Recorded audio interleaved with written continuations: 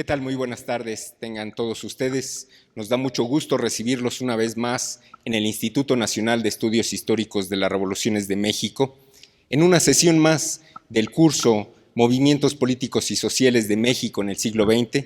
Nos encontramos en el módulo 2 y en la tercera sesión de hoy tenemos como invitado especial al doctor Francisco Ávila Coronel, que nos acompaña esta tarde y de quien voy a dar lectura de su semblanza curricular. Francisco Ávila Coronel es licenciado en Sociología por la Facultad de Ciencias Políticas y Sociales de la Universidad Nacional Autónoma de México.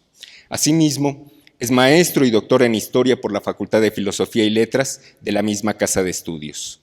En la actualidad, se desempeña como profesor titular por la Escuela Nacional de Antropología e Historia. Su línea de investigación es la historia social, en particular los fenómenos del cacicazgo y de la violencia armada durante los años 60 y 70 del siglo XX. Sus publicaciones, muy interesantes, son básicamente artículos, ensayos, haré lectura. El primer artículo, El caciquismo en la Sierra Mije, Oaxaca, 1914-1959, contenido en la obra coordinada por Marta Judith Sánchez Gómez, La encrucijada del México rural, contrastes regionales en un mundo desigual.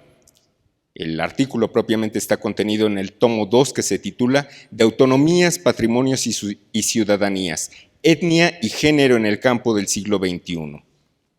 Otro artículo, La desclasificación de los archivos de la ignominia en México, contenido en la obra coordinada por Andrea Radilla Martínez y Claudia Rangel Lozano, Desaparición forzada y terrorismo de Estado en México, Memorias de la represión en Atoyac Guerrero durante la década de los 70, esta es una edición de 2012.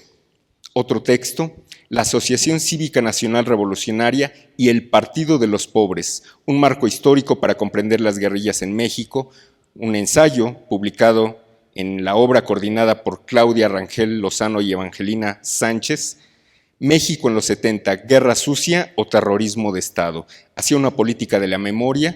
Esta es una edición de 2015. Debo comentar también que su tesis doctoral, titulada Historia Social del Partido de los Pobres en Atoyac Guerrero, se encuentra en proceso de publicación, y aquellos que hayan escuchado las emisiones del programa radiofónico Historia del Pueblo Mexicano ya habrán escuchado en parte el conocimiento amplio que tiene Francisco Ávila Coronel en el tema, particularmente en el tema que va a desarrollar hoy, un marco general para comprender este fenómeno, la guerra sucia en México. Lo recibimos con un aplauso, muy amables.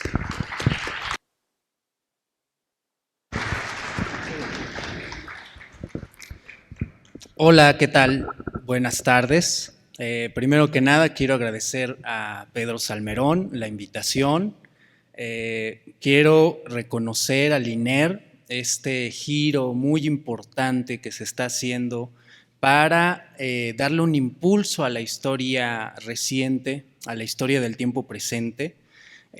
Particularmente me parece muy importante que esté haciendo un esfuerzo para recuperar la historia del movimiento socialista armado en México, que creo que especialmente es una parte de la historia de nuestro país que ha sido intencionalmente ocultada, bloqueada. Creo que en este sentido pues hay un buen contexto hoy en día para poder avanzar en esta área que es tan importante. Primero que nada, quiero comentar algo que a mí me llama mucho la atención y que tiene que ver con el título bajo el cual se me propuso esta conferencia, La guerra sucia en México.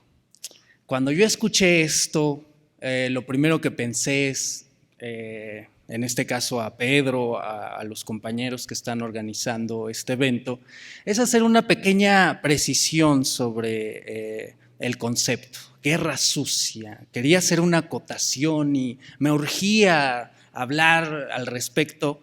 Sin embargo, dentro de mí me resistí. Fue como una especie de impulso que me llevó a dejar ese título precisamente porque de alguna manera me parece que es justo hablar en términos de lenguaje popular, sobre todo cuando se comprende o se inscribe un proceso muy traumático como es este de la guerra sucia, que en muchos sentidos condensa los momentos más difíciles que vivimos muchos en nuestras biografías, en nuestras familias, pero que expresa un proceso en el cual el carácter autoritario del Estado mexicano adquirió esa virulencia terrible que ha dejado este recuerdo planteado en este concepto que la academia después adoptó, al que denominamos guerra sucia. Y entonces, con fines más didácticos, ¿no? Me pareció, y provocadores, ¿no? Como un poco jugar con esta parte, ¿no? Me pareció interesante, y me pareció interesante también por la siguiente razón. Cuando yo inicié a investigar este problema, particularmente yo me metí a investigar Guerrero, el estado de Guerrero, que si bien es uno de los estados que han sufrido más represión, más violencia de Estado y que en muchos sentidos expresan el autoritarismo de la época, no podemos circunscribir que lo que pasa en Guerrero pudiera ser una fórmula que pudiera generalizarse como un fenómeno global en el país. Más bien creo que Guerrero es una extraña, pero al mismo tiempo radical fenómeno de autoritarismo, ¿no? O sea, es algo tan extraño que se sale de la norma de lo que es el autoritarismo porque lo lleva al extremo. Y creo que dentro de estos extremos, Guerrero por eso es importante, porque nos ayuda a colocarnos. Nos ayuda a colocarnos en términos de tener un referente con el cual evaluar qué es lo que está pasando en el país en este periodo, que además el periodo es, digamos, un periodo que usualmente se abre, digamos, con la llegada del movimiento socialista en México en el 63, 64. Nos referimos al movimiento armado, ¿no? Esta parte es interesante porque pues, la Guerra Fría, ¿no?, es un referente muy importante que nos remite al sexenio de Miguel Alemán Valdés, que nos remite a un proceso en el que se crea la Dirección Federal de Seguridad. Precisamente el alemanismo en muchos sentidos constituye este ángulo anticomunista, antiagrarista, antiobrero, corporativo, en donde Vicente Lombardo Toledano precisamente pierde el control de la CTM y donde se crea esta nueva era en donde los 5 lobitos encabezados por Fidel Fidel Velázquez, ¿verdad? Fidel Velázquez viene a generar todo un dominio corporativo con toda esta connotación caciquil que perdura, yo creo que hasta el día de hoy, ¿no? Que nos es muy contemporáneo con lo que hoy en día sigue pasando, ¿no? Entonces, yo cuando pienso en esto de la guerra sucia inicialmente, tenía una resistencia y en cierta manera sigo teniendo resistencia porque efectivamente esta categoría tiene una carga ideológica muy fuerte, ¿sí? Cuando se piensa en la guerra sucia, se piensa usualmente que es una guerra con movimientos sociales armados, de izquierda, revolucionarios, que buscan una utopía, que buscan una nueva forma de organizar la sociedad a partir de una distribución económica, pero también que están pensando en un modelo de sociedad muy cercano a lo que viene a sintetizarse en el movimiento del 68, del cual creo que la mayoría de las guerrillas, sobre todo urbanas, son herederas, ¿no? De este momento de inflexión y de búsqueda de libertad a partir de la rebeldía, de una rebeldía que se da en las calles, en las familias, que se da subjetivamente, mas no necesariamente es un fenómeno, y esto creo que es lo que me interesa seguir, no necesariamente el centro de el análisis histórico de la propia realidad histórica no necesariamente nos tiene que llevar hacia el problema ideológico. Y en este sentido, no estoy de acuerdo y no me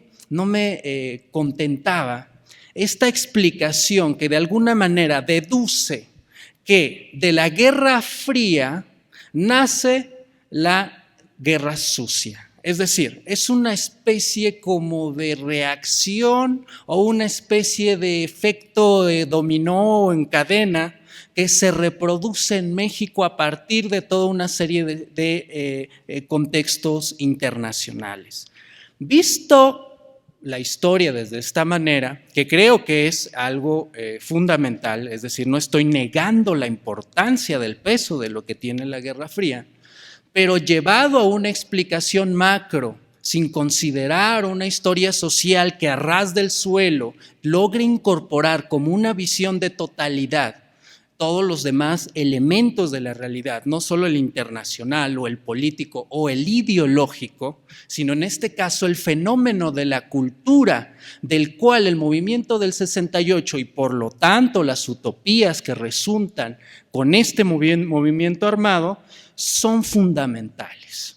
Todo ese sistema de creencias que se funde de una cultura tradicional católica como la que venía digamos, predominando en México, que viene a mezclarse con toda una serie de nuevas ideas, pero sobre todo que viene a producir y a reproducir, a transformar, pero a dejar ciertos sustratos, hay continuidades y rupturas, digamos,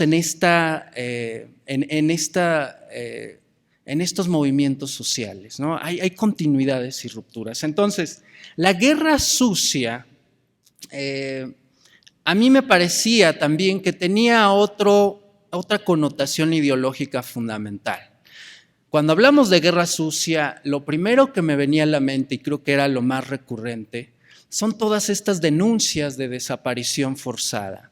Son todas estas notas periodísticas que recurrentemente encontramos en documentales o en trabajos académicos que nos hablan de una realidad de tortura, de autoritarismo, de imposibilidad de palabra, de una sujeción, es decir, un estado de no ser sujeto social, ¿sí?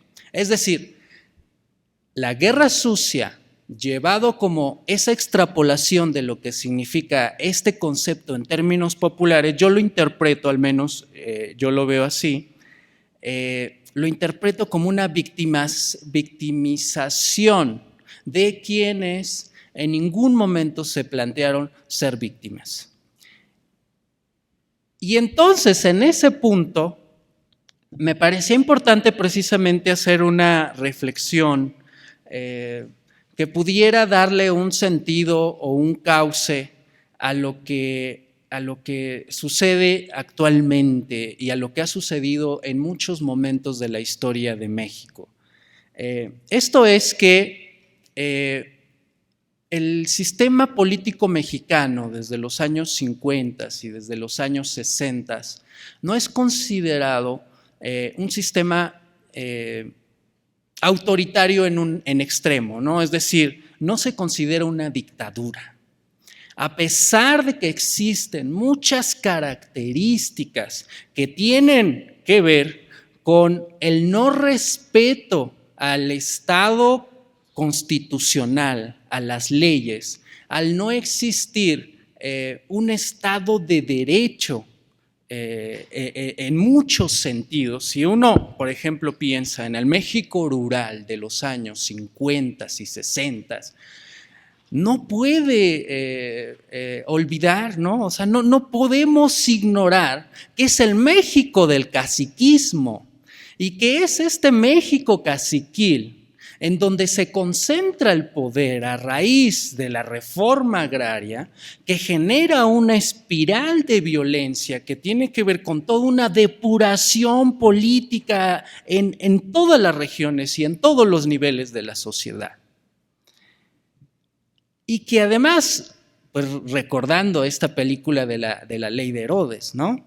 Es un sistema despótico en el que se exacerba un mecanismo de extracción económica, de explotación económica por medio de férreos cacicazgos que hacen un acaparamiento y que resultan en una transferencia sin precedentes en la historia del país, del campo hacia la ciudad, y que constituyen una clase social que no existía en este país, por lo menos hasta los años 30 o 40, que es cuando emerge, que es la gran burguesía industrial. Y que esto es a costa de esta estructura vertical y caciquil, despótica y autoritaria, que logra precisamente generar una estructura muy sólida de dominación, porque detrás de toda esta profunda violencia política hay una profunda legitimación en aquello que yo denomino la cultura caciquil, ¿sí? Y que es muy contemporáneo, porque hoy en día hablamos de la cultura del narco, pero tenemos en la historia de nuestro país toda una matriz, un proceso de conformación a partir del nacionalismo revolucionario que nos fue planteando precisamente la idea de que un hombre fuerte es necesario, de que un hombre fuerte va a poner orden, pero no solo eso, va a traer justicia. Y creo que este elemento del hombre fuerte lo podemos ver recurrentemente en toda la historia de México, no solo es la historia del siglo XX, pero fundamentalmente esto tiene que ver con la figura del presidente, ¿no? Es decir, con la creación en el siglo XX, pudiéramos decir, desde el maximato o pasando por el maximato, ¿no? Plutarco Elías Calles, una buena deuda le tenemos a esto al general Lázaro Cárdenas, pero sobre todo esto es parte, me parece que esto es algo muy importante de observar. Aquí hay un doble proceso que es fundamental. Por un lado tenemos que el Estado se configura como la matriz que produce la violencia. En muchos sentidos es el Estado por revolucionario el que inicia la violencia. Esta violencia que nace del aplastamiento, de la división del norte de Pancho Villa y del Ejército Libertador del Sur de Emiliano Zapata, ¿no? En este sentido, Carlos Montemayor, uno de los teóricos que habla precisamente sobre este fenómeno de violencia de Estado en el contexto de la guerra sucia, afirma que es el Estado el que inicia la violencia. Categorialmente afirma eso, ¿sí? Y creo que entonces ese es el principal problema con este concepto de guerra sucia que yo diría que a partir de 2010 más o menos se empezó a generar mucha inconformidad entre los historiadores y entre la comunidad académica, porque creo que hasta entonces, es decir, hasta hace poco todavía, era un concepto básicamente poco problematizado, ¿no? Y en este sentido creo que una de las compañeras que empezó a problematizarlo pues es aquí Adela Cedillo, la compañera que precisamente en muchos sentidos ha sido pionera en ese aspecto, ¿no? Y entonces yo lo que considero es que el problema de la guerra sucia deviene en un problema estructural que tiene que ver con el presidencialismo, con el corporativismo, con una figura patriarcal, ¿sí? Es decir, esta figura basada en la necesidad popular, ¿sí?, que tiene que ver con la propia organización de las familias, bajo la cual se ampara que la necesidad de organización, no solo a nivel nuclear, sino comunitario, parte de la figura de estos hombres que en muchos sentidos se enarbolan como tatas, como patriarcas, los intereses del pueblo. Y que entonces este es un discurso recurrente que se funde con el discurso priista y que va a generar esta necesidad y esta figura del señor presidente como un hombre intocable, como un personaje que tiene esta mística, que esta es una parte muy importante. Bueno, en este sentido traje algunas fotografías porque me gustaría precisamente aterrizar esta parte. El asunto de la guerra sucia nos remite al asalto al cuartel Madera, digamos liderado por Arturo Gamis. En este sentido hay en 1965 un primer proceso que responde directamente a esta consigna de que la Revolución Mexicana se había agotado. Es decir, que la revolución se había convertido en una contrarrevolución y que esto queda perfectamente, icónicamente ilustrado en el imaginario popular con la matanza de la familia de Rubén Jaramillo en Xochicalco, en 1962. Es decir, el aniquilamiento del último líder legítimo que el régimen de alguna manera trató de cooptar, ¿sí?, y que terminó aniquilando, que en muchos sentidos reflejaba que el sistema político tendía a una contrarreforma agraria sin retorno, de la que hasta hoy en día no se vislumbra que haya posibilidad de volver, ¿sí? De lo que esto nos habla es de algo bien importante, ¿no? Cuando uno va al Archivo General Agrario, el asunto agrario, ¿no? El asunto agrario es muy importante porque usualmente, de acuerdo con la ideología que tiende a plantear el desarrollismo, es decir, el proyecto de industrialización a partir del planteamiento de la Comisión Económica para el Desarrollo de América Latina, la CEPAL, que en muchos países de América Latina se plantea como legítimo que debiera de haber un proceso industrializador. Y entonces se olvida que México, hacia los años 60, es un país predominantemente agrario. ¿Y que es predominantemente agrario? Porque si bien las estadísticas dicen que prácticamente la mitad de la población ya es urbana, ¿sí?, lo que las estadísticas nos dicen es que la mayoría de los que son censados en ese proceso son campesinos por una temporada y obreros por otra. Y entonces aquí hay un sesgo importantísimo que todavía nos habla de esta violencia estructural de la cual no podemos, no debemos dejar fuera del análisis de lo que es la guerra sucia. hay algo muy importante, ¿no? Y es precisamente que el campo es una de esas riquezas que está generando una cantidad de recursos fundamentales, porque del campo se está financiando a la industria. Pero la importancia que tiene el campo, simbólicamente, no tiene,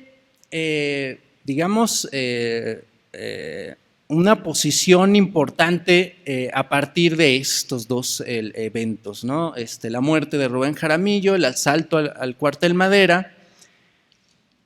Y en este proceso, 1965, empieza a haber muchos más movimientos importantes. Por ejemplo, en 1964 nace el Frente Electoral del Pueblo, en donde Ramón Danzós Palomino, un importante comunista que después va a ser líder de la Central Campesina Independiente, fíjense cómo es este salto, ¿sí?, hacia uno de los brazos más importantes de lo que fue el Partido Comunista y el Movimiento de Liberación Nacional en 1963, que es otro antecedente muy importante, la Revolución Cubana, por supuesto, de la cual este movimiento surge como solidaridad a la soberanía de Cuba, ¿no? Entonces, esta parte es muy importante y precisamente yo me he preguntado si el problema del autoritarismo en México debiera de considerarse, algunos teóricos le han denominado una dicta blanda, ¿sí? Es decir, no es una dictadura, ¿sí? Es una dictadura que es blanda porque en vez de eliminar al opositor político, lo coopta, ¿sí? Si uno mira la realidad del México rural, y esto es un poco lo que a continuación quiero explicar, porque nos vamos a introducir en una realidad que un poco interesante, muy interesante, porque es la realidad del estado de Guerrero, en donde la forma de hacer política tiene esa connotación del sistema, pero en ese extremo autoritario. Pero es ese extremo autoritario que existe en algunas partes del país, que se da más en algunas partes del país. ¿Por qué? ¿Sí? Y entonces significa que aquellos casos como el de Guerrero son atípicos, son anomalías, o ¿qué es lo que está expresando? ¿Qué es lo que está condensando estos estados con una difundida violencia política? ¿Qué es lo que están condensando? ¿Qué contradicción hay en estos polos? Bueno, no sé si el proyector se pudiera prender de favor.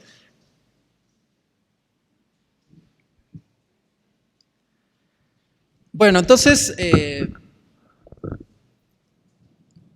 el estado de Guerrero, pues como sabemos, pues se encuentra precisamente en la parte sur, a unos cuantos kilómetros de Morelos, del contigua Morelos, a muy pocos kilómetros de la Ciudad de México, ¿sí? Es en muchos sentidos un estado que tiene una tradición zapatista y que guarda una serie de condiciones sociales, culturales y políticas muy similares a lo que encontramos en el estado de Morelos. Esta es una región que tiene una realidad muy, muy similar, ¿no? Entonces, esta es una foto de un comicio justamente cuando Miguel Enríquez, el movimiento enriquista, estuvo a nivel nacional compitiendo y contendiendo por la candidatura presidencial. En Guerrero, desde esta época, ¿no? Había, así como en todo el país, una elección que era la verdadera elección, la elección que se daba dentro del partido hegemónico, dentro del PRI. Ahí se decidía realmente quién eran los siguientes gobernantes. Esta es una foto que muestra precisamente algo muy interesante, porque es un cine en donde se están contando las boletas dentro de lo que es el cómputo del partido oficial. Y es muy interesante porque vemos que lo que está junto de ahí, como propaganda, como imagen, es un anuncio de cerveza. ¿Sí? Bueno, esto habla de la estructura corporativa, ¿sí? Esto habla de cómo el poder económico, las elecciones, los grupos empresariales de poder, desde los caciques que acaparan la cerveza en los pueblos, en las comunidades, en las rancherías, desde los procesos de elección y de compra de votos, de cómo se compraba un voto con una cerveza, ¿sí? Por ejemplo, en la Sierra de Atoyac, ¿no? Todo esto nos habla de una forma de violencia que tiene que ver con toda una estructura que a nivel campesino engancha en todo un sistema de consumo, en todo un sistema que lo que busca es, por un lado, mediante los acaparadores, quitar el valor a los productos agrarios de los campesinos, pero mediante una sociedad de consumo que llega en estos momentos, se está pensando precisamente, se cierra esta pinza caciquil porque subjetivamente se reproduce la dominación en prácticas bajo las cuales el campesino empieza a concebir algo que es fundamental, ¿sí? Es esta idea de que el poder económico permite acceder a una sociedad de consumo, de ocio y de placer, ¿sí? Entonces, ¿qué tiene que ver todo esto con la guerra sucia? Esta es una casilla electoral de Chilpancingo, ¿sí? Este es un poco anterior a los años 50, es de los 40, ahí dice PRM, ¿sí? Es todavía PRM, ¿sí? Pero que esto habla precisamente de estas, pues de este autoritarismo que cuando uno lo ve así, ¿sí? Uno se da cuenta que en realidad es legítimo, que no hay forma de que en este momento los campesinos se opongan a un proyecto político porque están enganchados en muchos sentidos, subjetiva y objetivamente, en él. Esta es violencia. Esto es violencia y es una violencia que cuando hablamos de guerra sucia, en el propio concepto de guerra sucia, no la podemos visibilizar. No se visibiliza y no se vislumbra. Se observa cuando hablamos de guerra sucia o se imagina a un agente de la Dirección Federal de Seguridad torturando. O pensamos en la masacre de Tlatelolco, o pensamos en Guerrero, en otras masacres como la de Copreros en agosto de 1967, que en muchos sentidos fue la alerta de lo que podría suceder en Tlatelolco. Pero bueno, vamos por orden, ¿no? Entonces, esto es violencia, ¿sí? Esta es la parte que tiene que ver no solo con la violencia impuesta, sino con la violencia legítima, ¿sí? Con cómo en el México agrario, urbano, popular, en el imaginario de ese momento, existe un corporativismo y una forma que creo que es la forma más autoritaria, más perfecta en este sentido, esta frase de Vargas Llosa de la dictadura perfecta, ¿no? Creo que es más adecuada, ¿sí? Es una dominación mucho más sofisticada y por lo tanto es una dominación mucho más arraigada. Es mucho más difícil porque no se visualiza, porque no se visibiliza. Esta es otra foto muy interesante. Aquí estamos en la sierra, en la selva, de lo que vendría a ser el epicentro de lo que tendemos a denominar guerra sucia, de alguna manera, ¿no? En Guerrero, por supuesto, ¿no? Es decir, es uno de los lugares, en términos de fauna y flora, más ricos, en términos de su ¿cómo se dice? Hidrografía, ¿no? En términos del agua que existe, es mucho más rico que prácticamente todas las partes de Guerrero, ¿sí? Es una selva y un bosque mixto, exuberante, virgen en su mayoría, en donde estas tierras, esa parte que observamos es una densa selva, y lo que está desmontado es lo que se convertirá en lo que es una antigua hacienda. Son las tierras de una antigua hacienda en donde están los márgenes de un inmenso cafetal, que hacia los años 60, 50, que es cuando se toma esta foto, estamos hablando del oro negro, de uno de los productos agrarios que se cotizan a nivel internacional más altos. Y entonces justamente está ahí uno de los directores, uno de los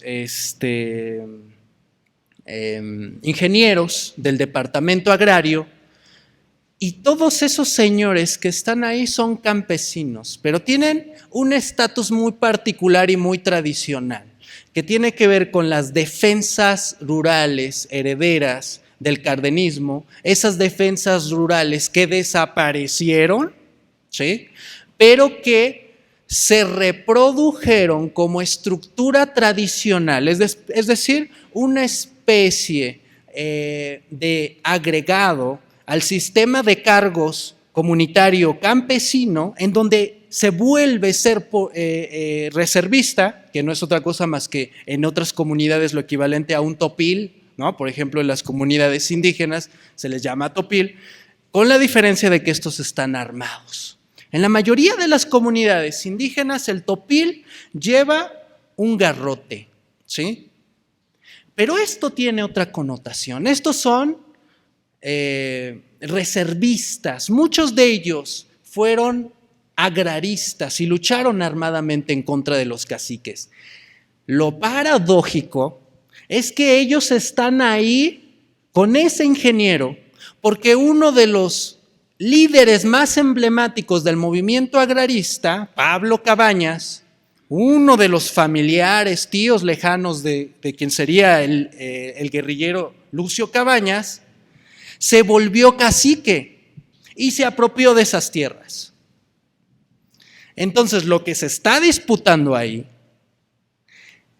es un proceso bajo el cual el agrarismo desde sus cabezas fue o depurado, los que no se cuadraron fueron asesinados y los que sobrevivieron, los que decidieron, se cooptaron al partido hegemónico, se volvieron caciques. Esto le agrega complejidad al fenómeno de la guerra sucia. Comúnmente cuando hablamos de movimientos sociales, pensáramos que la ideología es el elemento fundamental articulador. ¿Qué es lo que genera el partido de Estado? ¿Y qué es lo que permea esta cultura política, esta cultura del cacicazgo?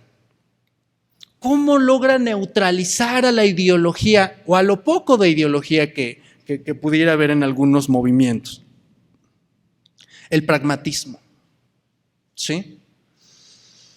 Es el pragmatismo, esta forma de asimilar al enemigo en el discurso, de darle la razón, de dejar que hagan y digan lo que quieran, ¿sí? Pero imponer una autoridad. Es decir, en este caso, el cacique que se llevó todas esas tierras sigue manteniendo un discurso zapatista, sigue manteniendo un discurso agrarista. Y este es el problema más difícil de visibilizar la violencia de Estado. Esta es, digamos, la parte que pudiera parecer que no genera violencia, quienes teorizan y hablan de un México en el cual no hay dictadura y que no hay dictadura porque la violencia no es visible, no han ido a los pueblos. No ven la forma en la que se tejió el sistema de dominación bajo el cual las armas, la autodefensa, la defensa por propia mano, que no es otra cosa más que la justicia por propia mano, se vuelve una regla. Y entonces las leyes en este lugar no existen. O son un elemento más que le da complejidad a una justicia tradicional, ¿sí? A una justicia que involucra toda una serie de reglas no escritas que nos llevan a este punto de los usos y las costumbres. Y de los usos y de las costumbres de las cuales, en términos generales, creo que no es exagerar, ¿no? La corrupción de alguna manera forma parte de la matriz cultural del mexicano, ¿sí? Pero entonces, cuando hablamos de guerra sucia, pareciera que quienes, si eran limpios, ¿sí? O sea, aquí ya se está imbricando una especie de extrapolación dual, en donde contraponemos buenos contra malos. Y en donde hablamos de que, como lo dice Montemayor, unos inician la violencia y otros la reciben y responden, ¿sí? Cuando en realidad el fenómeno de la violencia es mucho más complejo.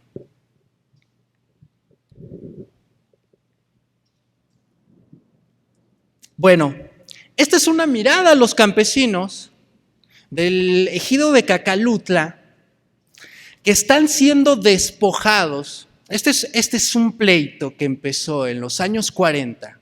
Es un pleito agrario de una franja muy importante, muy fértil de la laguna de Cacalutla. Es una laguna bellísima, exuberante, propicia para el cultivo de la copra, que era otro de los productos denominados el oro blanco. Ahí están estos campesinos, desde los 40 hasta la llegada de la guerrilla, todavía después de la guerrilla, a finales de los años 70. Hay una disputa con la familia y con el tío de Miguel Alemán Valdés. Es este tío, mediante una empresa y prestanombres, estos son documentos y esta es la foto que sacó el ingeniero del departamento agrario. Esta es la foto de estos campesinos que se oponen y que, pese a que llegó un pelotón del ejército para correrlos, para quitarles sus tierras, no se fueron, ¿sí? Y por el contrario, el general que lideraba ese pelotón dijo, bueno, entonces regreso a la Ciudad de México, aquí dejo mi pelotón, y se regresó a recibir nuevas instrucciones, ¿no? El pelotón quedó varado con estos campesinos. Y entonces, aquí hay un problema de rapiña y de despojo que tiene que ver con esa violencia institucional de los niveles más bajos, desde el cacique de la comunidad más pequeña y más apartada del país, como estas de Guerrero, hasta el presidente de la República. Y esta foto nos habla de la articulación de esos dos niveles, de cómo no están peleados y de cómo el presidente más poderoso, el expresidente, en este momento ya era expresidente Miguel Alemán Valdés, ¿no? De cómo esta figura tan poderosa está interesada en las pequeñas propiedades de los más desposeídos. Estas eran las casas de estos campesinos. Esto les quería quitar. ¿No es acaso esto una ignominia? ¿No es acaso esto un fenómeno de violencia del cual debiera formar parte una categoría que nos hablara de esa violencia terrible que se vivió en los años 60 y 70? ¿No es acaso esto uno de los motores bajo los cuales podemos circunscribir una respuesta armada de autodefensa como la que ya culturalmente se venía practicando en muchas partes del país?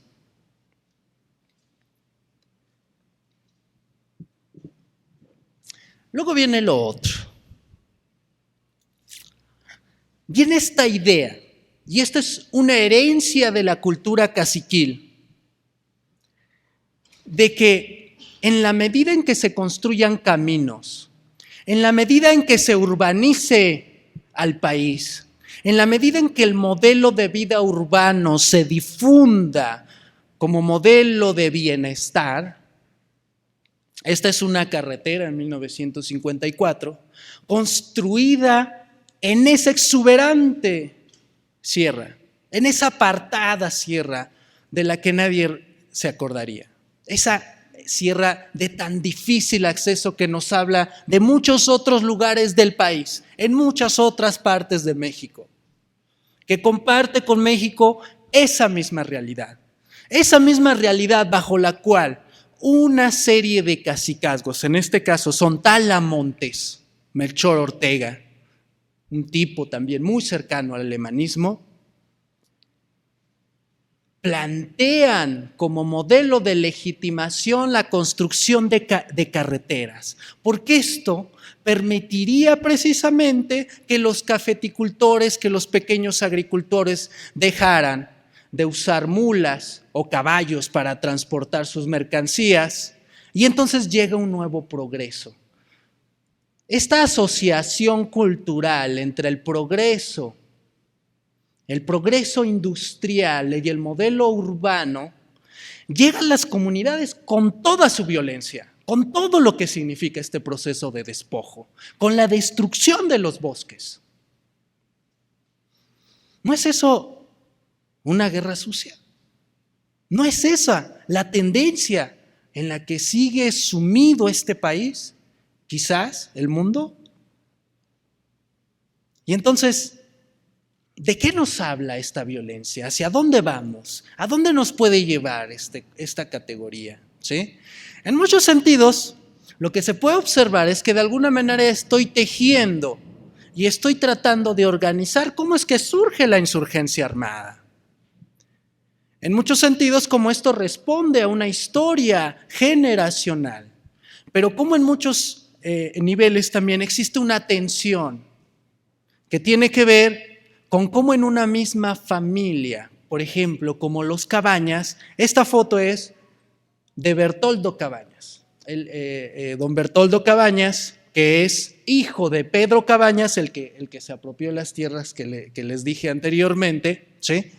Y es la foto que, junto a la foto en donde él está retratado con Echeverría, ¿sí?, son las fotos que emblemáticamente él ve como la expresión del éxito en su vida, ¿sí? Y eso no es casualidad.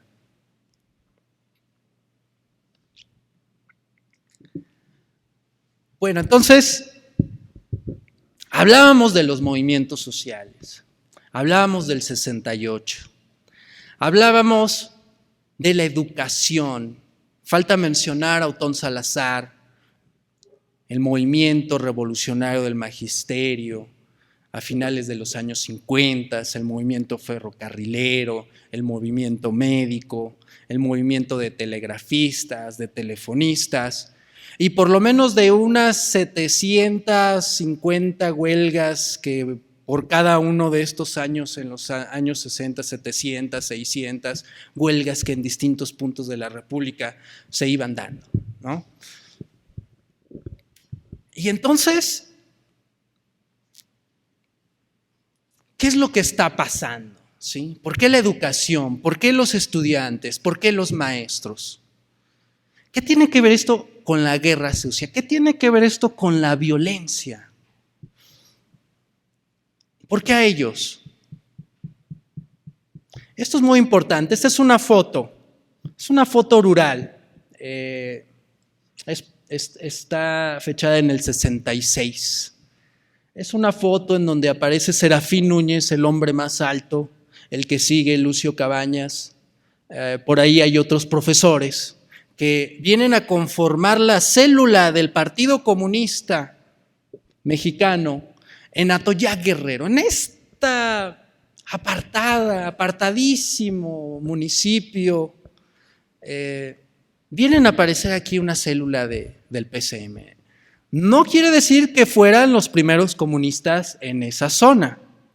Curiosamente, uno de los hermanos de don Bertoldo, Luis Cabañas, es decir, uno de los hijos de Pedro Cabañas, es decir, del gran cacique de la Revolución Mexicana, de la rebelión vidalista y de la reforma agraria, ¿sí? Uno de sus hijos se vuelve comunista desde mucho tiempo atrás, desde finales de los años 50. ¿Sí? Es decir, el cacicazgo y el priismo va a todos lados. ¿Sí?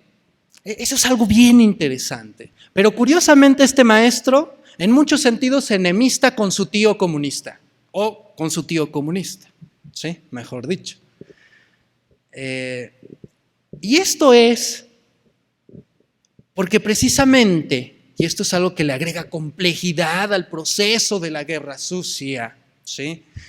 Y es que el tío de Lucio fue de un movimiento que surgió en el 60, al que se le denomina Asociación Cívica Guerrerense, que perteneció a un movimiento más general al que se le denominó el movimiento anticaballerista, donde gobernaba Raúl Caballero Aburto desde finales de los años 50.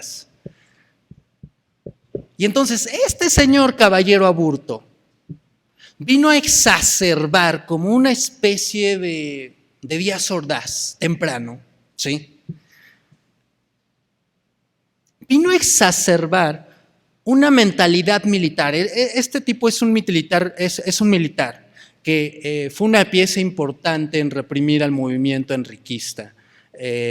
También fue una pieza clave que de alguna manera intermediaba entre la fracción ruiz-cortinista y alemanista. Pero el problema es que tenía varias décadas que no había pisado un pie en Guerrero, y así fue denominado gobernador. Ese fue su problema. Se enfrentó a los Figueroa y se enfrentó a los cacicazgos regionales, sobre todo los caciques de la Copra. Los caciques de la Copra son los tipos más ricos de Guerrero en ese momento, ¿no? Ese señor vino precisamente, y lo traigo, ¿no?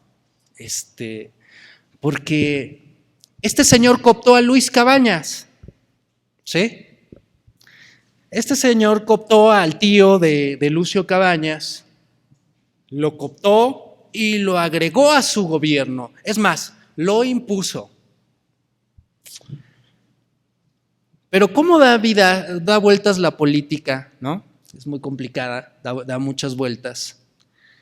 Resulta que entonces surge toda una serie de movimientos, en buena medida estos de carácter popular, ¿sí? Pero que están movidos, están alentados, auspiciados en buena medida por otro cacique en Guerrero que logra un lugar privilegiado en el gobierno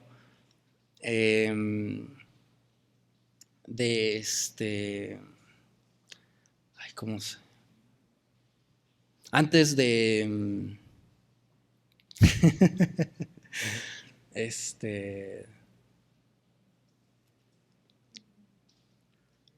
después de Ruiz Cortines es Adolfo López Mateos, ¿no? Gracias. Justamente este personaje, que es el secretario de la presidencia, auspicia y ve con buenos ojos que en Guerrero haya una movilización social.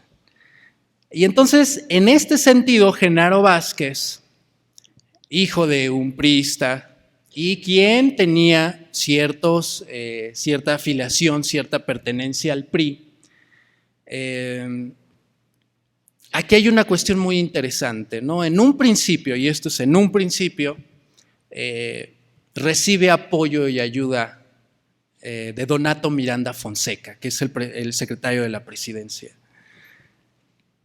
Genaro Vázquez, durante su militancia política, reivindica a Otón Salazar, pero Otón Salazar en sus memorias dice que realmente nunca se llevó bien con Genaro Vázquez, porque mientras Otón Salazar fue perseguido por Donato Miranda Fonseca, el secretario de la presidencia, Genaro Vázquez se alió con él.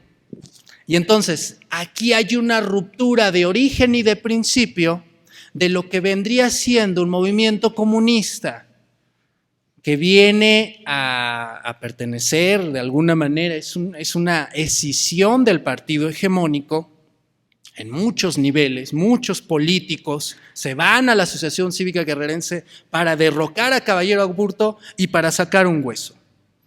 Para lograrlo, agitan a las masas, es decir, exacerban toda una serie de ideales y de necesidades económicas de los campesinos, contempladas en algo muy importante que tiene que ver con el impuesto a la copra y al café, que el gobernador impuso un impuesto. Se alían incluso importantes caciques.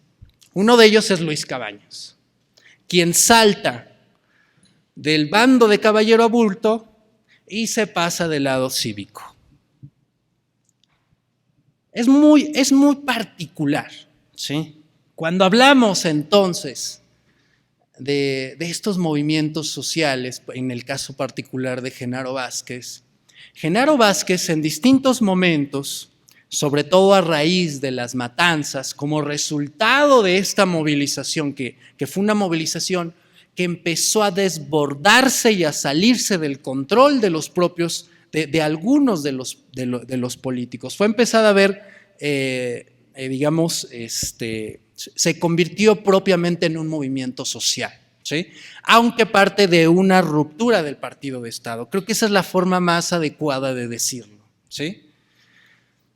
Principia con una ruptura dentro del partido hegemónico y se desborda como un movimiento social.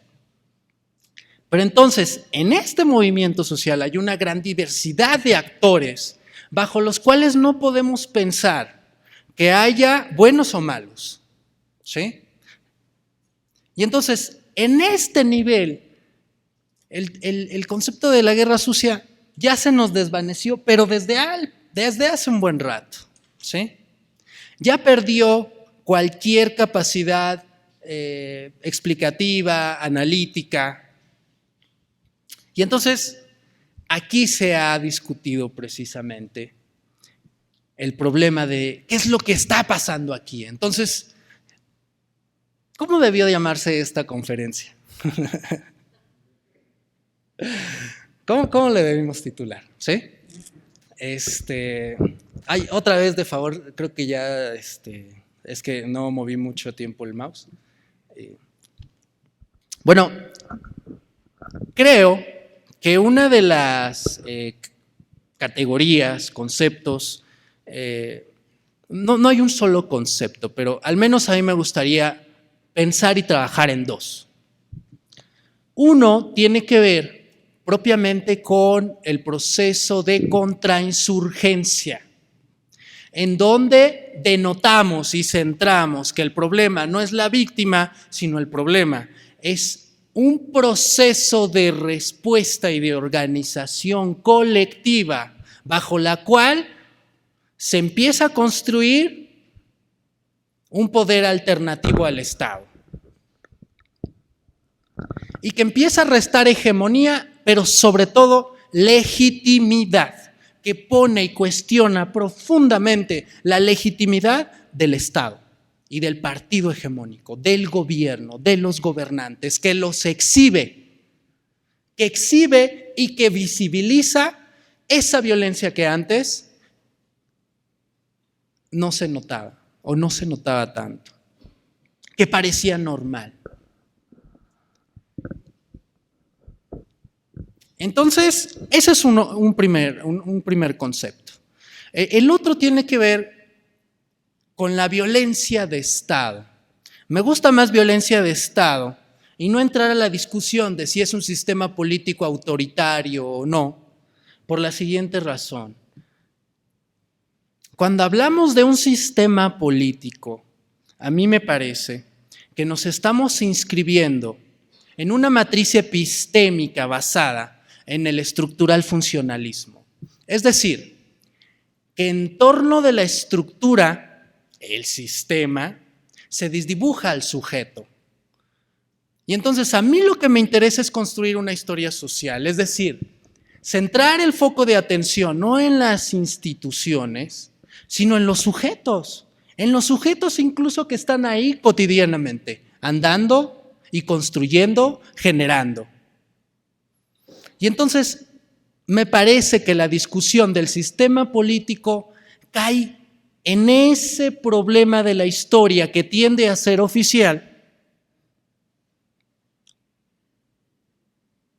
porque en muchos sentidos centra el problema en el Estado como constructor de la sociedad. Y en este sentido disiento con Carlos Montemayor, porque creo que plantear que el Estado es el que inició la violencia es una afirmación inexacta.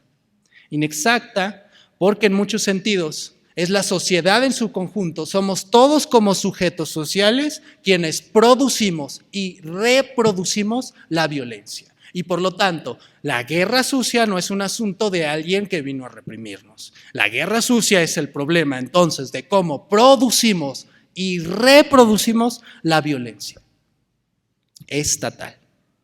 Entonces, en este nivel me parece mucho más problemático, más rico, pensar en esta otra categoría que es violencia de Estado, que en muchos sentidos nos ayuda a deconstruir esta idea muy arraigada en las ciencias sociales que tiende hacia la estructura como un parámetro de interpretación preestablecido.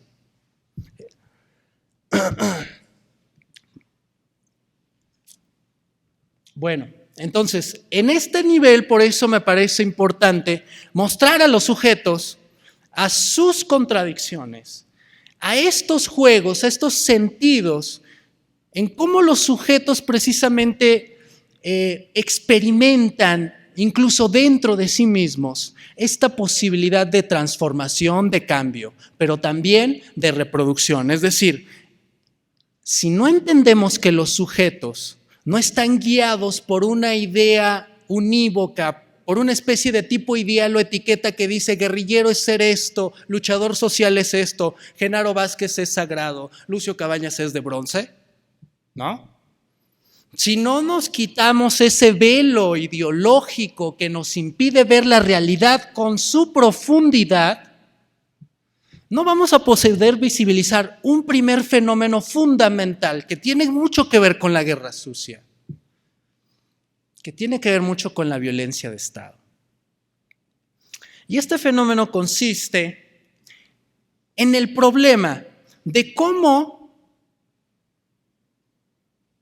el caciquismo, mediante su cultura, de la cual todos formamos parte, el catolicismo y toda la matriz cultural que sostiene al PRI y a esta violencia, a este Estado, cómo todo eso configura el sistema de creencias de muchos de los hombres y mujeres que decidieron transformar el mundo. De ahí empezamos todos. Primero, de tomar conciencia. Y quizás, como seres humanos, no estamos eximidos de reproducir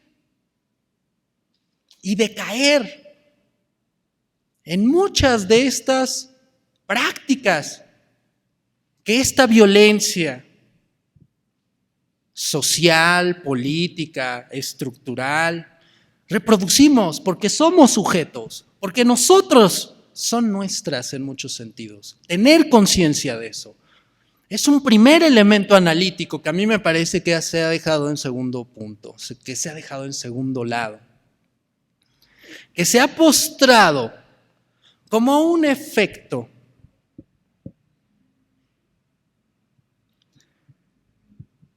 y entonces, pero esta es la riqueza y esta es la clave para avanzar. Esta es la clave para deconstruir y avanzar y entender y aprender y dejar de repetir esos cuentos de bronce o esa historia oficial. ¿Cómo superamos la historia de bronce? ¿Cómo superamos la historia oficial?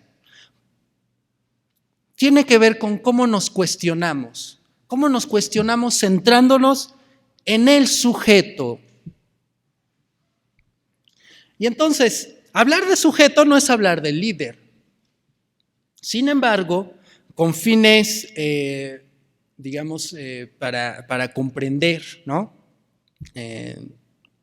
Algunos simbolismos, ¿sí? Es importante rememorarlo. ¿Por qué? ¿Sí? Ahí está Lucio Cabañas. Él fue uno de los líderes más importantes de la guerrilla. Serafín Núñez, otro de los líderes que no continuó en el movimiento guerrillero. Están muchos de esos maestros que son la célula del PCM. Pero entonces, estas formas de reproducción subjetiva de la dominación están presentes en los movimientos sociales y no sé por qué tanto le duele o genera ámpula decirlo. Que hay muchas de estas prácticas que están inmersas en la izquierda y en el movimiento social y que en vez de taparnos los ojos y de tratar de no verlas, tenemos que estudiarlas. Y entonces aquí retoma importancia el asunto del corporativismo y de una figura a la que yo he optado por denominar el caciquismo de izquierda o los caciques de izquierda, que en muchos sentidos derivan de una práctica de la izquierda heredera del caudillismo. Y entonces la pregunta es, ¿en qué medida los líderes de izquierda o la predominancia de un líder, por ejemplo, como Lucio Cabañas, la construcción social de un imaginario, de un guerrillero como el Che Guevara o como Lucio Cabañas, como Genaro Vázquez y como muchos otros líderes en la historia de nuestro país? ¿En qué medida esto puede referirnos al fenómeno del caudillismo? ¿Estamos reproduciéndolo o no? Y yo creo que esto es uno de los puntos que son más incómodos, porque si se tiende a analizarlo, no faltará quien diga, es que este historiador es de derecha. Ya te me fuiste al otro lado, ¿sí? No, ¿cómo se te ocurre criticar a don Lucio? No, hombre, ¿no? Híjole, es algo pero bien difícil. O sea, lo que estoy proponiendo, lo que estoy tratando de tejer en términos de violencia, ¿sí? Es como se produce y se reproduce esa violencia en los propios movimientos sociales. De lo cual, el problema de género es el aspecto más visible y por lo tanto, en muchos sentidos para mi investigación, ha sido una de las claves bajo las cuales he podido deconstruir este fenómeno. No porque me interese el género por sí mismo, sino porque esto se articula con una realidad más compleja y es una llave para entender y para deconstruir lo que viene siendo un liderazgo con una figura patriarcal, un liderazgo fuerte. Y entonces, cuando uno piensa en la guerra sucia, no se imagina que cuando sube a la sierra se encuentra de pronto con un campesino y el campesino dice: yo conocí a Lucio Cabañas. Muy bien, cuénteme. Y el campesino dice: pero me desilusionó. Más interesante, cuénteme. Y me desilusionó, ¿por qué? Porque yo creí que cuando iba a ver a Lucio Cabañas, no lo conocía físicamente, iba a llegar un hombre altote, blanco, peludo, fuerte, macho, que iba a llegar y a sus súbditos los iba a estar pateando. Órale, cabrón, tú lava los trastes, y tú, güey, ve por mi agua. Un Pancho Villa, ¿no? Es el estereotipo popular de Pancho Villa. Pero lo que se lo encontró fue un cuate flaquito, que hablaba despacito, que caminaba pausado, con el sombrero todo roto. Me decía el campesino, y en lugar de llevar cinturón de charro y ir así limpio y bien arreglado, ahí va todo jodido, con la playera toda rota. ¿Qué es eso? Ese no es el líder. Y entonces, ¿cómo en la aspiración misma del campesino esperan a un personaje violento? ¿Y cómo en esa violencia hay una legitimidad para la autoridad? Y el principal problema con el que se enfrentó, el principal problema con el que nos enfrentamos los que queremos cambiar esta situación, es enfrentarnos con la gente allá afuera que está esperando como estereotipo de alguien que lo va a liberar a un narco.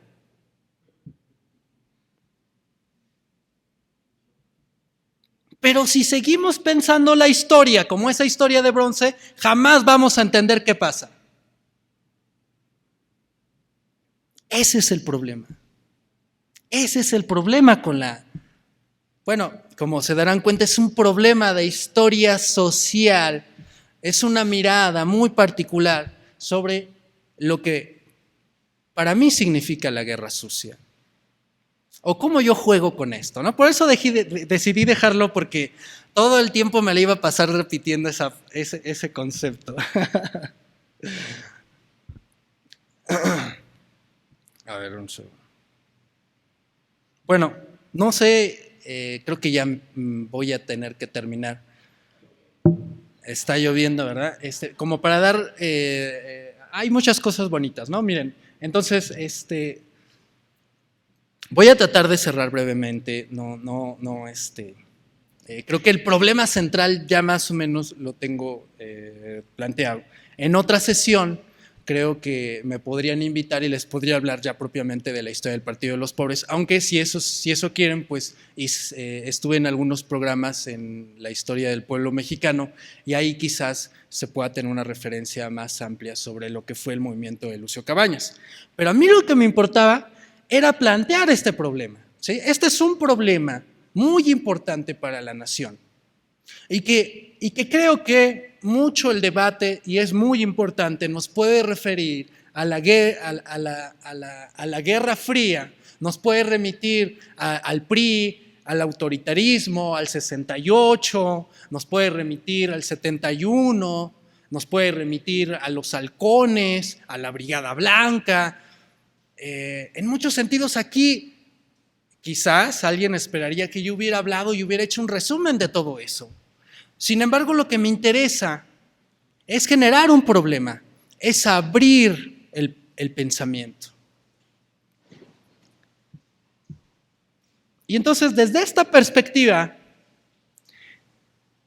es que vemos cómo esta violencia, esta necesidad de un hombre fuerte, se plantea como... No es una cuestión solamente de que un sujeto diga: yo quiero ser el presidente municipal, yo quiero ser el cacique, yo quiero ser el hombre fuerte. es que es la cultura y todos y cada uno de nosotros como sujetos en nuestra cotidianidad los que los generamos, los que los alimentamos, los que los buscamos. Pero estudiar esos procesos subjetivos e históricos ha estado fuera del foco. Y pareciera que entonces el debate nos lleva hacia cosas muy importantes que tienen que ver con cómo la ideología y la política se cruzan con las subjetividades y cómo sin la subjetividad no llegamos a comprender toda la complejidad de lo que engloba el fenómeno del poder y por lo tanto de la dominación. Es decir, y repito, cómo producimos y reproducimos el poder. Entonces, en este sentido, él es un pariente lejano de Lucio Cabañas que estuvo en Ayotzinapa, la combativa escuela de Ayotzinapa, de la cual pensamos que salen todos y cada uno de ellos cuadros revolucionarios. Resulta que no solo él, sino todos los parientes Cabañas que Lucio Cabañas tuvo cuando estuvo en Ayotzinapa, todos eran priistas menos él.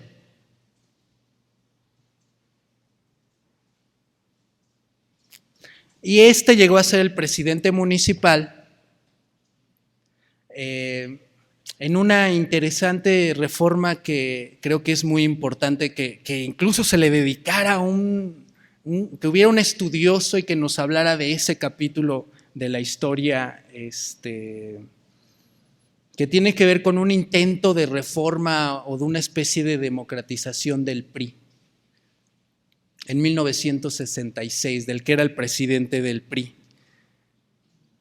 que es el padre de este señor que contendió con la Bastida. Exacto, padre, ¿no? Carlos Madrazo padre, ¿sí? Y que producto de esa reforma llegó un Ayotzinapa, ¿sí?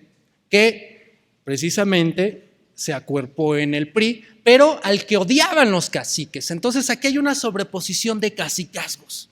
Cacicazgos de izquierda, cacicazgos de derecha y caudillo guerrillero, caudillo comunista, en el caso de Lucio Cabañas. Todos ostentan esa figura patriarcal, de patriarca y de caudillo. Bueno, con Lucio hay un matiz que en otro momento, en otro espacio podré platicar, ¿no? Que involucra una explicación extensa. Este es Lucio Cabañas, desterrado en Durango, justamente, ¿no? Se sale de este estereotipo de lo que se consideraría dentro de la cultura caciquil un líder fuerte, ¿sí?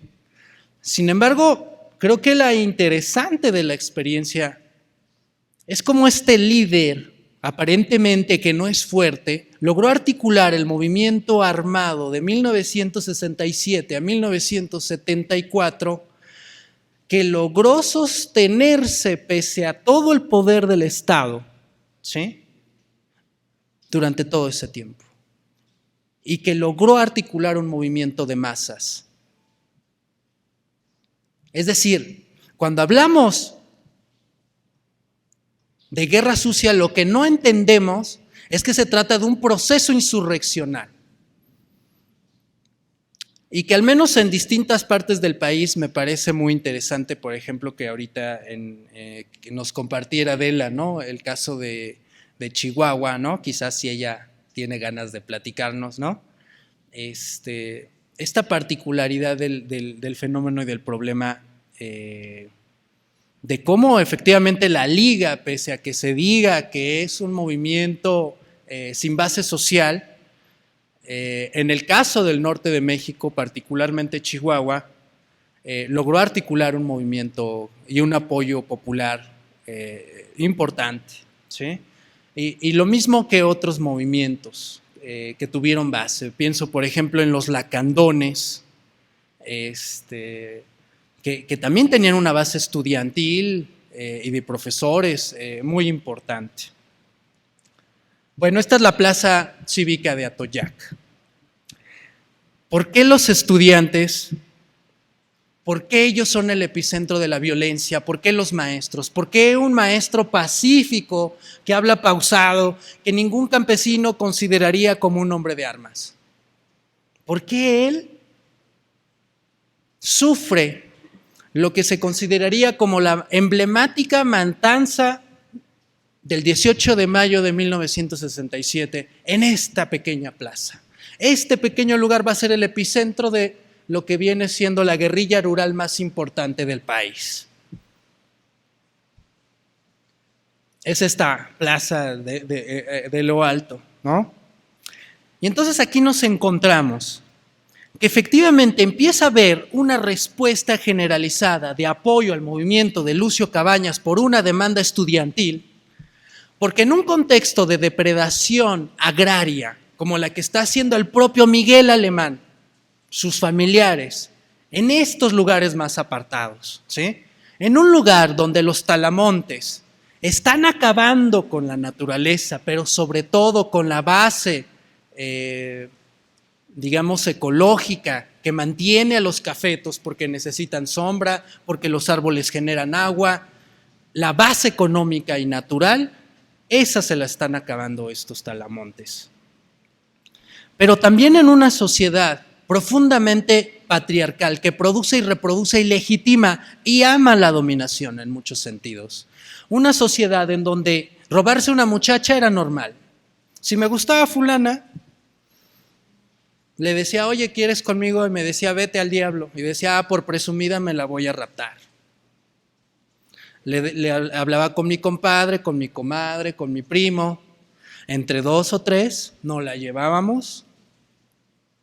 Me la llevaba 2 o 3 meses en la sierra. La sierra servía tanto para fugitivos, como para bandoleros, como para plagiarios, como para guerrilleros, ¿sí? Y esta es la complejidad de este entramado de relaciones en este tipo de medios geográficos. El territorio es una clave fundamental para entender la violencia de Estado y el cómo en estas comunidades, fíjense, en esas comunidades chiquitas como esta de Cacalutla, ¿sí?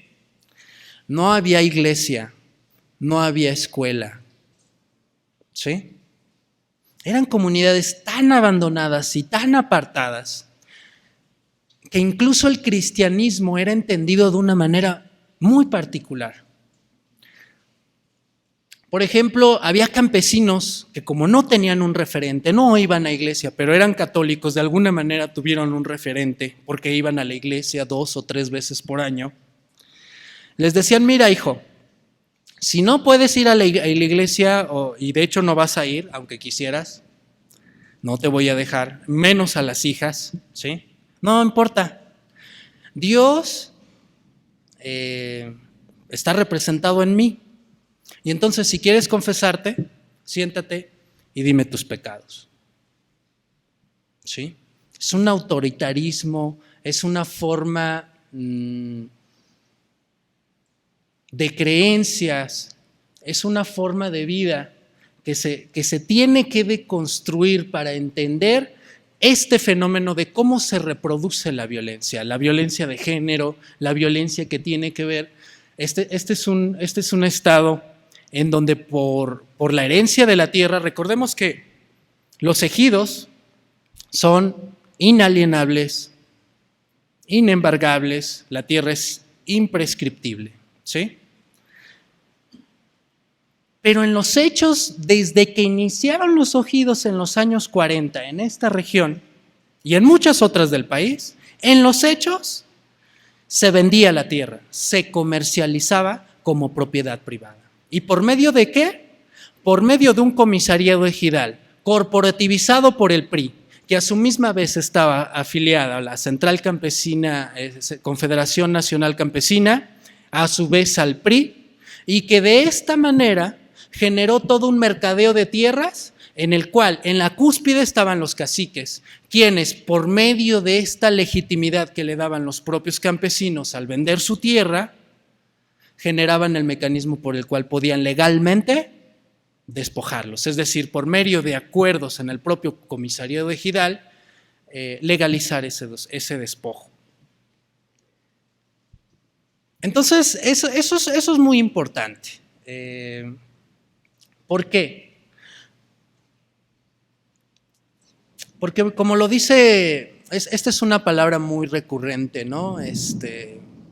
Hay una desesperanza en este contexto, ¿sí? ¿Qué esperanza puede tener alguien de ascender socialmente en este contexto de violencia? En un contexto de violencia en donde los códigos de honor por ejemplo, si yo estaba en mi comunidad y llegaba alguien y me decía, ¿sabes qué? Eres un idiota y un menso y me caes mal y me mienta la madre. Tenía la obligación que responder y matarlo o que me mate, ¿sí? Eran códigos de honor muy tradicionales que en muchos sentidos se plasman en muchas partes del país, por ejemplo en Michoacán, en muchas partes donde hoy la violencia está es muy evidente, ¿sí? Curiosamente son estos estados con una tradición agrarista de lucha y que tienen esta matriz cultural, ¿no? En este contexto, la única forma de ascender no es heredar la tierra. En este contexto, la única forma de ascender es estudiar. O, plan B, despojar, ¿sí? Es decir, hay dos referentes bajo los cuales se constituye el poder y la violencia de Estado en Guerrero. Y creo que en general en muchas partes del país. Una tiene que ver con este estado generalizado de impunidad, en donde desde el que debiera de salvaguardar la seguridad nacional como un agente de la DFS, usa su charola para dedicarse a contrabandear, ¿no? Al contrabando, al robo, al abigeato. El policía, uno de los policías más cercanos a Wilfrido Castro en Guerrero, uno de los jefes de la policía judicial en Acapulco, en los archivos de la propia DFS, la DFS investiga a este señor y encuentra que tiene más de 5,000 averiguaciones previas por robo a turistas extranjeros. Es decir, son tipos que se dedican de manera industrial al crimen. Pero justamente estos tipos son los más cercanos a la estructura del poder y de la seguridad nacional. Muchos de estos caciques, que en muchos sentidos no solamente son usureros, no solamente son extorsionadores, en los años 60 ya había el cobro de piso en muchas partes, sino que también son bandas organizadas que se dedican a la siembra y al comercio de la marihuana o de algunos enervantes. Y todos los militares uno puede ver, y esto es algo crudo. Yo entiendo por qué no quiere el Estado terminar de desclasificar y de transparentar estos archivos. Porque ahí de manera cruda los propios agentes de la Dirección Federal de Seguridad o de Investigaciones Políticas y Sociales, en el caso de Guerrero, plantean en sus investigaciones cómo todos los órganos policíacos, desde los más altos y desde los órganos de gobiernos más altos, como es el propio gobernador, hasta los mandos medios, están implicados en todo este proceso de crimen. Cómo incluso el pistolerismo, en el caso de la Costa Grande, se institucionalizó en una banda, en un corredor que va de Acapulco a Zihuatanejo. Es una banda que justamente tiene a su residencia aquí en Cacalutla, que uno de los patriarcas fue agrarista, ¿sí? Que combatieron a Lucio Cabañas en un primer momento, ¿sí? Al que le denominaron el circuito de los matones. Son este circuito de los matones que fueron contratados para este proceso en el que está César del Ángel, el diputado César del Ángel, el líder del pueblo, de los 500 pueblos, ¿cómo se llama este líder de Veracruz? Que luego andan encuerados por todas partes, ¿sí? De los 400 pueblos, perdón. Él es metido sus manos en Acapulco, fue llamado por el propio secretario de la CNC para intervenir en Guerrero, para cooptar todos los votos a favor de Gustavo Díaz Ordaz, pero el gobernador estaba del lado de Donato Miranda Fonseca, ¿sí? Y entonces esta masacre nuevamente parte de una ruptura del partido hegemónico. Ahí van en la marcha, la DFS tiene bien, la DFS sabía de la matanza. Pude entrevistar a 2 caciques de los grandes copreros, cacicazgos que vienen desde el siglo XIX. Desde el siglo XIX, los Ruiz Sánchez en Petatlán. Y a ellos les avisó el secretario de la CNC, directamente les dijo: no vayan. Hubo un aviso previo, fue una matanza premeditada. La mayoría de todos ellos, es decir, César del Ángel, agitó la consigna de que se dejara el impuesto de la copra y usó a las masas. Las azuzó en contra de los caciques de la copra. Es como agarrar carne de cañón, ¿sí? Literalmente y pragmáticamente los usó como carne de cañón. Por eso del Ángel es culpable. Porque él sabía que iba a morir gente. Pero lo que no calculó es que fuera una matanza de semejante magnitud. Ahí lo que vemos es una multitud ya corriendo, alejándose, y todos los de arriba le están disparando desde afuera. Esto es violencia de Estado. Son campesinos desarmados, retratados por los propios agentes de la DFS. La DFS está ahí. Si se fijan la secuencia, están desde que inicia el mitin en Cuyuca de Benítez, abordan los camiones, los van siguiendo, los retratan en distintos momentos en la marcha y retratan la propia matanza. Y la documentan. Mujeres, señoras, ancianas. Este es el precedente del 68. Yo quería, y por eso no me dediqué a la forma, a lo que tradicionalmente se considera como esta guerra sucia, a la violencia de Estado que ha sido más estudiada o más evidente. Creo que ha sido poco, a pesar de que Guerrero es muy renombrado en cuanto a guerra sucia. Creo que ha sido, por ejemplo, la matanza coprera, no hay una sola investigación rigurosa, ¿sí? No hay una sola, pero hay muchísimos trabajos del 68. Lo que quiero hablar es que en estas asimetrías hay un sesgo que tiene que ver con esa historia de bronce, pero que tiene que ver con esa historia centrada en el Estado y con esta historia que no se centra en los sujetos y cómo a partir de los sujetos más humildes, quizás menos importantes, porque ellos no son estudiantes, no llegaron a ser intelectuales, como muchos que sí estuvieron en el 68, esta historia está muy desdibujada. Esto es algo una nota que puse. Los agentes del Ministerio Público encargados de levantar los cuerpos y recabar pruebas materiales en el lugar de los hechos, dolosamente realizaron un peritaje técnica y jurídicamente deficiente. Esto lo acusa el propio informe del visitador de la Procuraduría General de la República. Y esto está en los archivos, ¿sí? De talmente que este visitador concluye y fundamenta cuestión que auspiciaría que a la postre fueran puestos en libertad todos los autores intelectuales que estaban dentro del edificio. Esta es una cosa que también habla de la forma extrema en que se confronta el problema en Guerrero. Son los caciques, los grandes caciques, los que están adentro del edificio y quienes miran cómo matan a la gente. Esto le da otra connotación a la llamada guerra sucia, ¿sí? Es otro extremo, es uno de esos extremos que nos permite entender con toda su crudeza porque la hace más evidente en qué consiste la violencia de Estado. Bueno, básicamente esto, ¿no?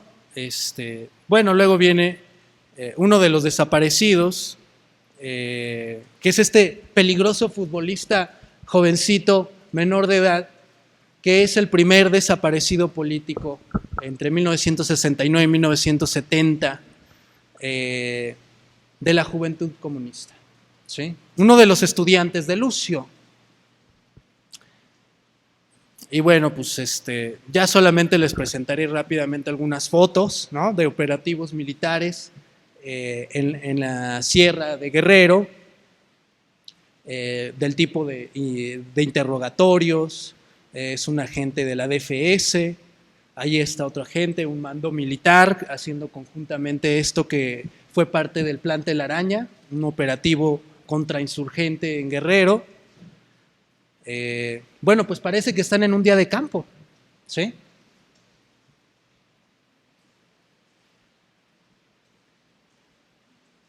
Es la foto de Genaro Vázquez, una de las fotos de su autopsia, en donde evidentemente se presume que murió por un cachazo, ¿no? Es decir, que le dieron el golpe de gracia. Bueno, esto es la cooptación. Él es Salvador Flores Bello, el que fue chofer de Genaro Vázquez. Y fíjense, esto es lo complejo, ¿no? Un poco platicaba con el compañero Esparza y con otros compañeros que han pertenecido a otros movimientos armados. ¿Por qué unos compañeros guerrilleros, convencidos a ultranza, quizás, ¿no? Habría que ver si hasta qué punto, ¿no?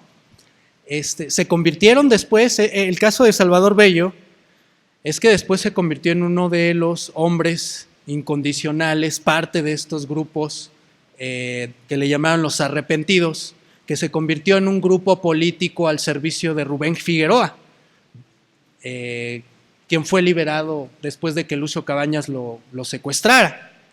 Entonces, este es otro fenómeno de la guerra y que tiene que ver con la política en todos los niveles. Es como una repetición de lo que pasaba con el tío de Lucio, ¿sí? ¿Por qué se da esto?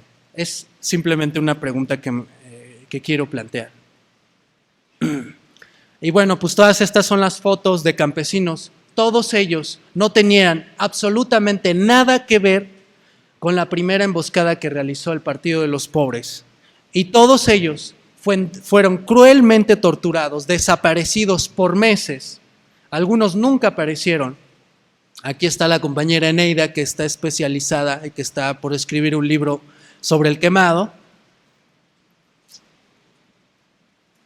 Y estos son los peligrosos guerrilleros que aprendía el gobierno cuando hablamos de guerra sucia, ¿sí?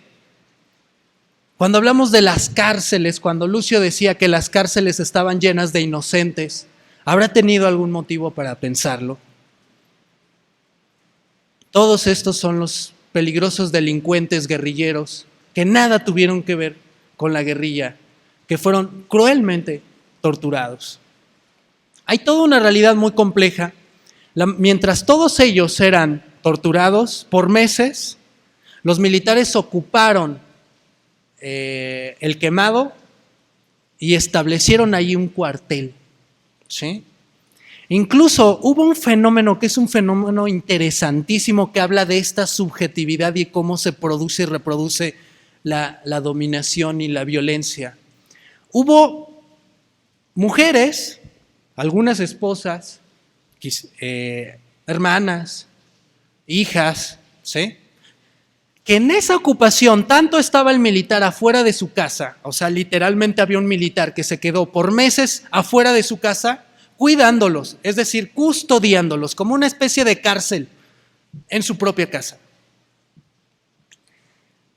Hubo mujeres que se enamoraron de sus captores, ¿sí? Y fue un fenómeno amplio.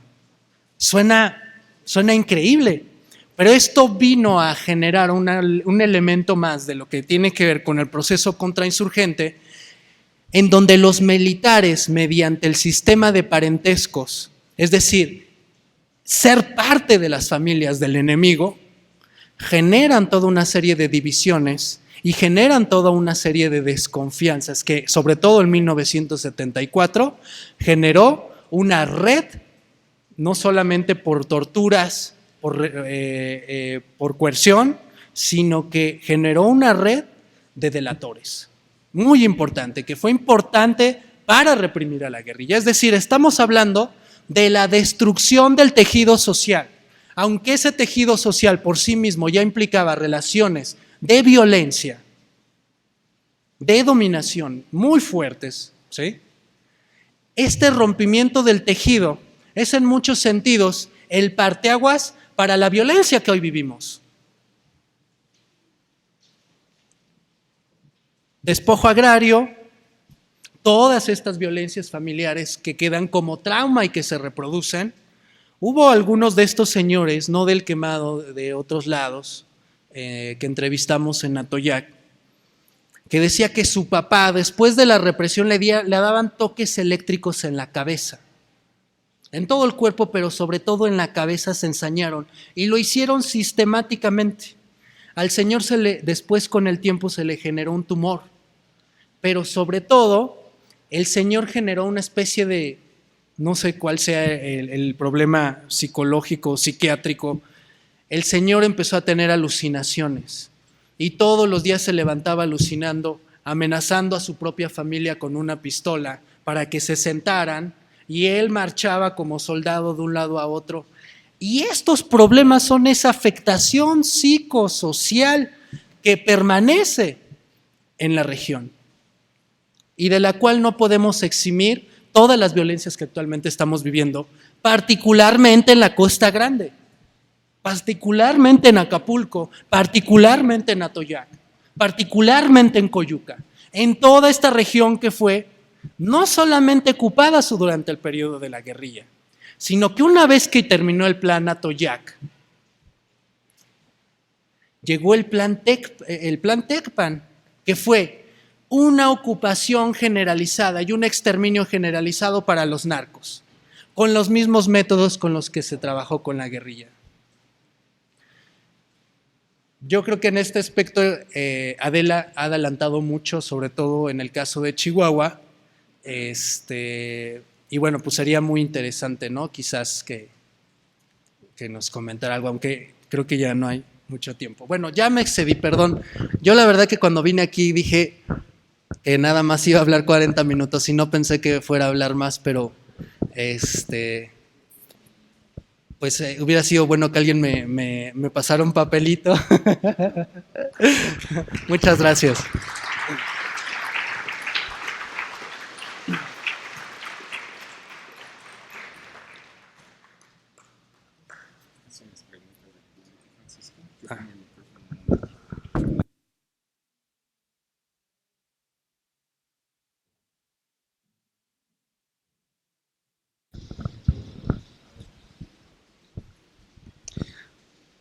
En un momento. Bien, pues Francisco Ávila ya nos dio una descripción bastante completa, no ingenua, como él mismo señaló, no descriptiva, no cronológica, sino con el ánimo de entender un fenómeno que no solamente es externo, sino que forma parte del tejido social, que tiene sus vueltas, pero también sus reveses, y creo que sus palabras, la conferencia completa que dio, nos animarán para seguir asistiendo en las siguientes conferencias, donde se hará un desarrollo más detallado de los movimientos a los que hizo referencia, el movimiento protagonizado por Genaro Vázquez, por Lucio Cabañas, por la Liga 23 de septiembre y otros tantos movimientos más que forman parte de la historia mexicana del siglo XX. Una conferencia muy interesante. Mientras Francisco Ávila da lectura a las preguntas, a los comentarios que ustedes han presentado por escrito, yo les haré el siguiente recordatorio de dos actividades que tenemos próximamente. El día de mañana, miércoles 24 de julio, a partir de las 6 de la tarde, hacemos la invitación para que asistan a la conferencia literaria sobre Sergio Pitol, a 20 años de haber recibido el Premio Juan Rulfo de Literatura Latinoamericana y del Caribe. Estará presente con nosotros el escritor regiomontano Hugo Valdés.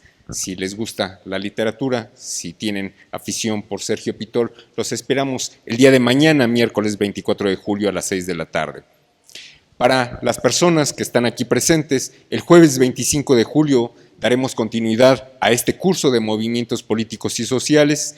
En la cuarta sesión estará presente la doctora Aurora Loyo para abordar el tema del movimiento revolucionario del magisterio, periodo 1956-1958. Aquí vemos a campesinos, sociedades rurales. Vamos a ver un movimiento que es enteramente diferente, urbano, que exigía mejores condiciones de trabajo en las aulas, mejor salario, reconocimiento a sus derechos, y bueno, lo que le sucedió a este grupo urbano de maestros, pues también es de asombro. Por lo demás, pensemos que los movimientos magisteriales siguen presentes en nuestro tiempo, llevan más de 50 años haciéndose presente como una fuerza política, también con sus enormes contrastes, ¿verdad? Vemos luchadores efectivos, pero también vemos personas que echan a la lotería Homer para conseguir más adeptos en sus movimientos sindicales. Habrá que preguntarse también por esas paradojas.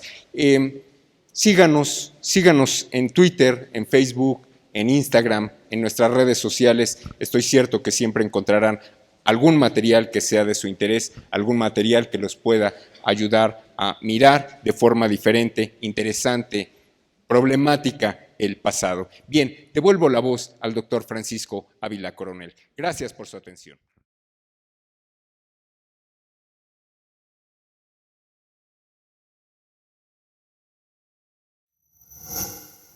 Gobierno de México.